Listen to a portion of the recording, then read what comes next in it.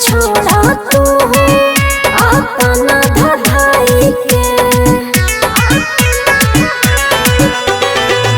के करा में दम है कि आँखिया देखई पटना के चौक पर सीधे गोली खाई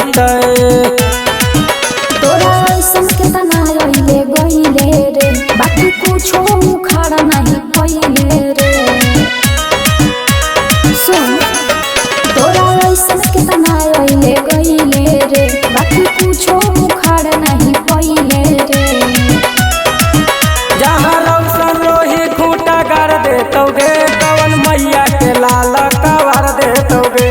जहाँ रौशन रोही खूंटा गाड़ देतोगे कवन मैया के लाल उखड़ देतोगे।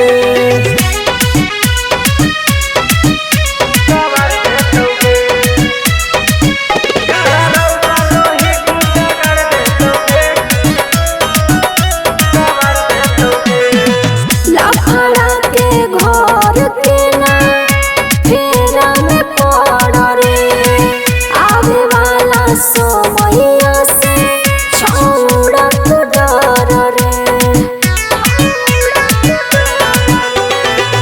जबले धरती रहतई जबले आकाश गे तब तक रहतई हमारा उनका विश्वास गे। चंदन बतिया ना हमर तू बुझो ही रे खाली झूठो के फानो कूदो ही रे।